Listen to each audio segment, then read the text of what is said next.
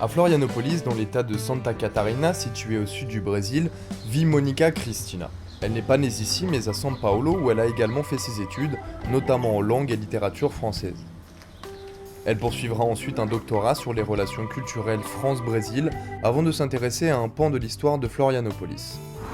C'est les amis de la base aérienne de Florianópolis qui ont fait bâtir ce monument, en hommage aux pilotes français, aux pionniers, dont Jean Mermoz, Henri Guillaumet, Antoine de Saint-Exupéry. C'est ce qu'on voit là qui était affiché. Et on est exactement sur le terrain, l'ancien aérodrome. C'est d'ici que partaient, c'est ici qu'arrivaient les anciens avions de l'aéropostale. Monica s'est prise de passion pour l'aventure de l'aéropostale. Effectivement, à Florianópolis, quelques signes ne trompent pas et nous rappellent à ses souvenirs de ces lointains explorateurs français. On trouve la rue du Petit Prince ou encore celle de l'aviation française. La population locale, à l'époque, ayant des difficultés à prononcer Antoine de Saint-Exupéry, l'avait nommé Zépéry. Et c'est lors de sa première venue en vacances à Florianópolis en 2006 que Monica découvre lors d'une discussion avec le gérant de sa pousada qui s'appelle Zépéry, la véritable identité de celui qui se cache derrière ce surnom. Je vais vous dire une chose, monsieur, si j'étais français, il ne pouvait pas s'appeler Zépéry. Et il a dit, si, il s'appelait Zépéry et c'est l'auteur du Petit Prince. Alors je regarde bouche bée comme ça, je me dis Antoine de Saint-Exupéry. Il m'a dit voilà, Zépéry. Pendant la Première Guerre mondiale, Pierre-Georges Latécoère ne sera mobilisé que 4 mois, à cause d'une vue déficiente. Il crée alors 2 usines, dans l'une desquelles il fabrique déjà en 1916 des cellules d'avion. Puis se développera dans l'aviation commerciale, il crée les lignes aériennes Latécoère. À la fin du premier conflit mondial, les pilotes d'avion et mécaniciens au chômage ne manquent pas, et ses ambitions sont grandes. C'est ainsi que le 15 janvier 1925 arrivent à Florianópolis les premiers explorateurs français à bord d'un avion postal de type Brequet. Débute alors une fabuleuse rencontre entre les populations locales et ces jeunes aviateurs qui recevaient de leur part une aide précieuse en ravitaillement et en aide mécanique. Ils avaient des divertissements, par exemple, ils faisaient des balles dans les escales avec les jeunes filles, venaient, elles s'embellissaient pour aller danser avec les pilotes qui ramenaient de France des gramophones, des parfums.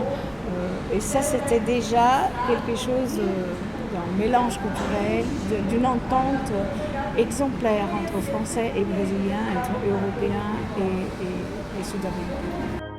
De ces échanges humains que l'on peut considérer comme les débuts de la globalisation sont restés des écrits, des photos ainsi que des souvenirs, notamment au travers des œuvres littéraires d'Antoine de Saint-Exupéry qui aimait particulièrement ces échanges interculturels. Il y avait un pêcheur qui était aussi un symbole local, qui était M. Deca, Rafael Inácio, qui est connu comme Deca. Il était un pêcheur, une sorte de leader entre les pêcheurs, quelqu'un qui était très sympathique, qu'on aimait beaucoup, qu'on estimait et qu'on venait écouter. Et dans ces histoires de pêcheurs, il racontait son amitié avec un pilote qui était très grand, très sympathique, avec qui il avait l'habitude d'aller pêcher, avec qui il marchait, et qui écrivait et qui prenait des notes souvent, et qui s'appelait Zépéry. Il ne pouvait pas prononcer Saint-Exupéry. Il l'a brésilianisé en Zépéry. Donc cette rencontre entre M. Deca et Antoine de Saint-Exupéry est une sorte de symbole de la rencontre entre plusieurs pilotes, plusieurs personnes de la ligne qui appartenaient à l'équipe de l'aéropostale, avec plusieurs personnes qui habitaient les escales au Brésil, dont Florianópolis. Aujourd'hui, le fils de Deca occupe toujours la maison de pêcheur que sa famille se passe de génération en génération et répond toujours avec plaisir aux touristes curieux. É que papai morava próximo do casarão da Popote, onde os pilotos trabalhavam na parte administrativa e então aqueles franceses que trabalhavam ali, todos eram muito interligados com a família do avô Rafael. E ele estava ali, um rapagão com 20 anos de idade, com aquela vibração toda de vida. E ele se dava bem com aquele povo, animava com sanfona. Monica rencontre néanmoins quelques difficultés pour faire connaître cet aspect passionnant de l'histoire locale. En effet, au Brésil, pays relativement jeune, le patrimoine national culturel et historique n'est pas toujours suffisamment mis en valeur. au risque de voir disparaître des souvenirs extrêmement riches de notre patrimoine commun. L'histoire de l'aéropostale est une histoire sans frontières, est une histoire des trois continents, des liens entre les hommes, comme on disait à l'époque, si vous voulez. Donc, c'est difficile.